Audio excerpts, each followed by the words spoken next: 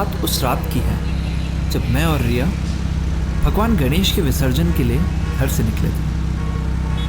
पर इस बार उन्हें किसी काम से ऋषिकेश जाना पड़ा था, इसीलिए मैं अपने साथ रिया को ले आया था।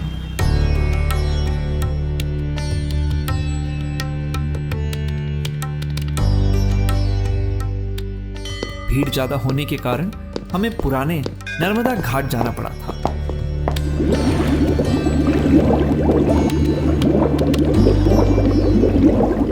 हम दोनों ने हाथ जोड़कर भगवान श्री गणेश को विसर्जित किया। हम घाट से कार में पहुंचे और मैंने भगवान गणेश जी की एक छोटी सी मूर्ति कार की बैक सीट पर रख दी थी। रिया ने मुझे बड़े आश्चर्य से देखा और पूछा, रवि, ये मूर्ति तो किसी और की है ना? रिया और मेरी शादी को 6 महीने ही हुए थे। जिस तरह नए सदस्य को हम घर के सभी लोगों से परिचय करवाते हैं, वैसे ही हमारे घरों की रीति रिवाज से भी उसे परिचय करवाना चाहिए। हर साल गणेश चतुर्थी पर हमारे घर सारे रीति रिवाज के साथ मनाई जाती थी। घर में 9 दिन त्योहार जैसा लगता था। हर दिन भगवान को भोग लगता, नए नए पकवान और पूजा पाठ चलती थी। और जब आखिरी दिन विसर्जन का आता था तो 9 दिनों में भगवान गणेश जी के साथ संबंध जुड़ जाता था, जिन्हें विदा करते वक्त माँ और मेरी आंखें भर आती थी।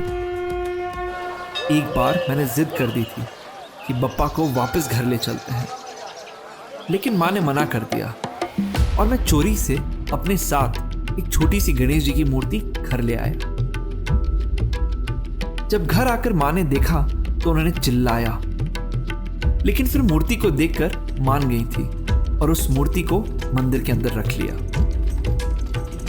उस साल घर में जैसे चमत्कार होते रहे।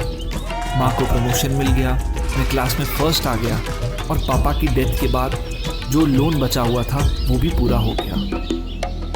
बस फिर क्या, हर साल जैसे रीति रिवाज बन गया था। हम विसर्जन के बाद एक मूर्ति घर ले आते थे।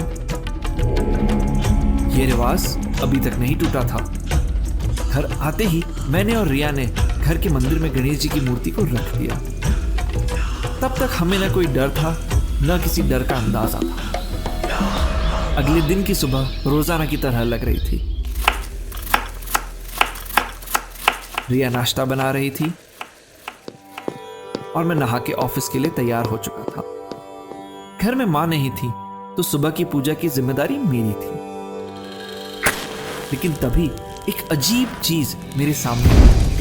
मेरी कई कोशिश करने के बाद भी मंदिर का दीपक जल ही नहीं रहा था।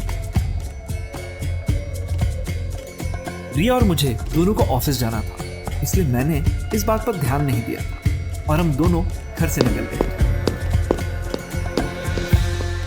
मैं उस शाम को जल्दी घर लौट आया था।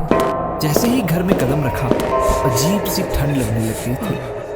मुझे बार बार अपने घर में किसी के होने का एहसास हो रहा था। तभी मैंने देखा कि मंदिर का दीपक बुझा हुआ था। मैंने उसे फिर से 2-3 बार जलाने की कोशिश करी, लेकिन वो फिर भी नहीं जल रहा था। मैंने पंखे, खिड़कियां सब बंद कर दी और फिर भी नहीं जला। वो कुछ देर जलता और एकदम से बुझ जाता था। मेरा मन कह रहा था ये किसी अनहोनी का संकेत था। मैंने देर न करते हुए माँ को जल्दी से आने के लिए कॉल लगाया, लेकिन दूसरी तरफ से एक डरावनी आवाज मुझे सुनाई दे रही थी। मैं पूरी तरह डर गया था। मन बहलाने के लिए मैं टीवी चालू करने के लिए हॉल में गया। यहाँ मैंने देखा रिया झूले पर गुमसुम बैठी हुई है। रिया, तुम कब आई? कुछ बोला भी नहीं। तुम्हारा दिन कैसा रहा? सब ठीक तो है ना? मैंने रिया को प्यार से गले लगा लिया, लेकिन वो कोई जवाब नहीं दे रही थी। तभी घर की घंटी बजती है।